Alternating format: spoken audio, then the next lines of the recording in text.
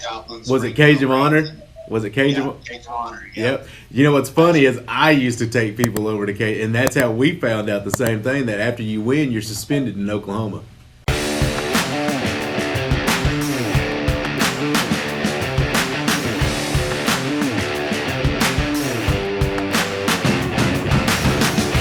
All right, we are live on the rundown with Arlow. We got our special guest today, Mr. Brandon Bailey from Broken Arrow. Is it Broken Arrow or are you from Tulsa? Is it Tulsa or Broken Arrow you're in? Broken Arrow. Broken Arrow. I can't remember which side you were on, which side of the streets you were on.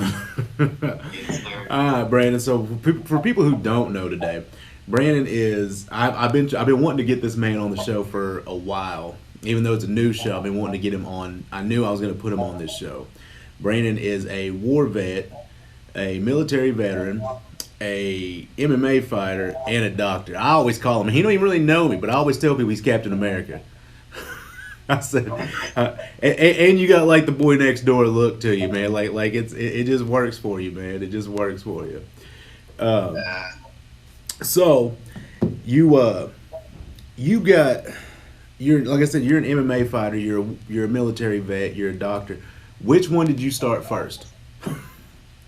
Because those are three very different careers. I wrestled in college, and what happened is during medical school wasn't a lot to compete in, and I've always competed in something ever since I was 8 years old. So I was actually finishing up medical school, and I was in an emergency room working, and some guys came in, and they were looking for a guy to come wrestle with one of their high school guys here in town. This was back in 2011.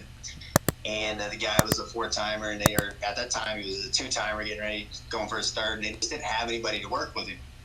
And I said, well, we're about the same size. I said, I'll go wrestle with him. So we started working out, and long story short, ended up getting introduced to my coach. The guy, one of the assistants there, introduced me to my coach, Craig Blacklock, and like I said, that was in 2011. Started doing some jiu-jitsu and went to Muskogee, actually, to some fights at the Civic Center there in it would have been maybe January, February of 2011, or no, 2012 then. And I saw these guys that I was training with do really well in these fights. And I was like, man, on the ground, I'm able to hang with these guys. And I was like, maybe I could do that.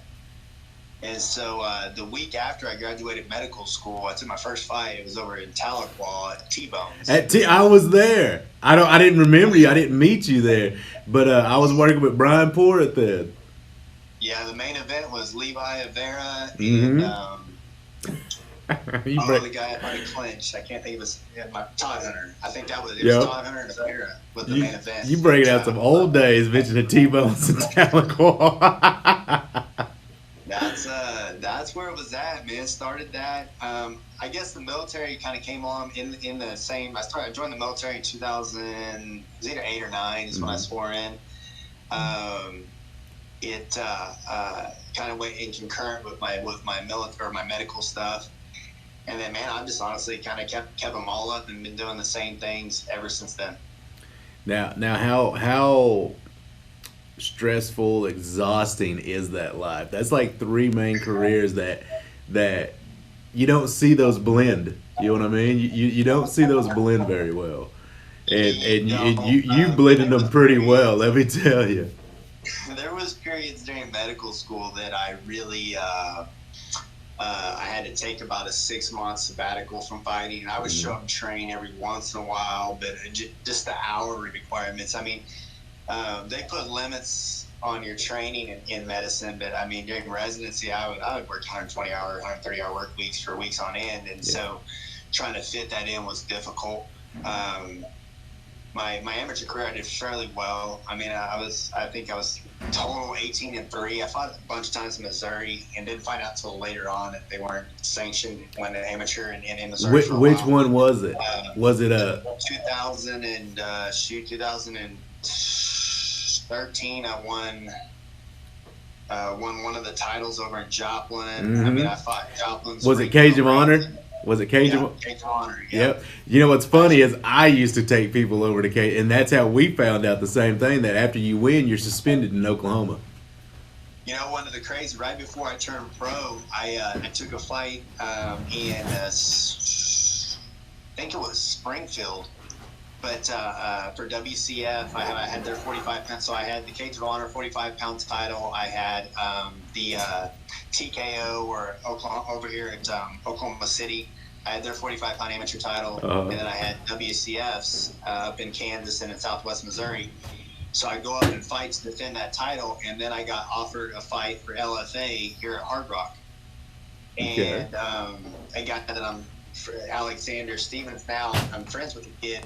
We were supposed to fight, and we got a call like 6 days before weigh-in, and they said, "Hey, you can't fight, you're suspended." And I was like, "Why am I suspended?" Well, it turns out because they're not sanctioned. LFA tried everything they could. I tried everything. Like, we had letters written. I mean, I went and got complete physicals, but they just wouldn't let it ride. And so we were unable to do that fight. Like I feel at some point we were destined to cross paths. Like because we either had people or fought at the same promotion, or we've been at the other same promotion. You know what I mean? Like it's destiny works. It's in its own time. You know what I mean?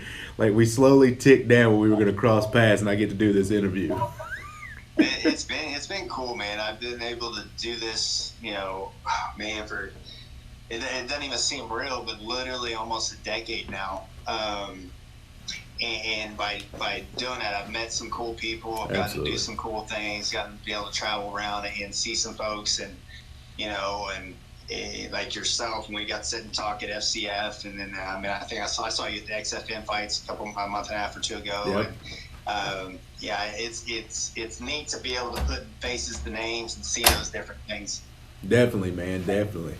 But yeah, so you've been fighting for almost a decade. Your amateur record was 18-3. You were like what, a 3-time champion in that. Now, pros, it's been a little different for you.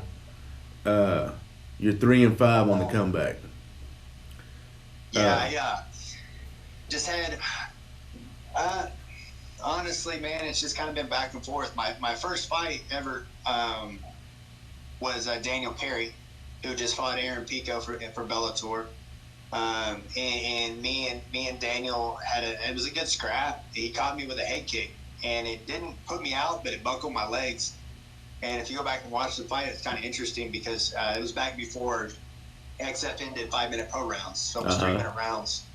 And it was, if you look at the final result, it's 3 minutes of the first round because my legs buckled and the ref stopped it like right then. There was no time to see if I was out, nothing. And Daniel hurt his foot during that and was unable to come out in the second round. And so, like, obviously, that kind of soured me a little bit. But yep. Good kid, he's tough as hell. I'm actually going to spar with him next week. Nice. And then took Nuff Faloquio was my second one. TKO'd him. Third fight, I believe that was Solo Hatley. And Solo is the one fight that I've taken that I just don't have an answer for that kid. He's tough as hell. He's about 5'6". He's just built like a little tree trunk. And I fought him over in Oklahoma City and Remington Park. Mm-hmm. Now, in all fairness, and you might get a kick out of this, I fought him Saturday night in 2018. Sunday morning, I got on a plane and flew to Fort Bliss to deploy to Afghanistan. Nice. like you don't get those kind of stories. No one has that one, dude. That's the first time I've ever heard of a fight story. It wasn't my smartest decision ever. I'm not gonna lie. But it comes down to me personally because so I had the deployment orders. Mm-hmm. I knew I was going to get deployed, but they changed.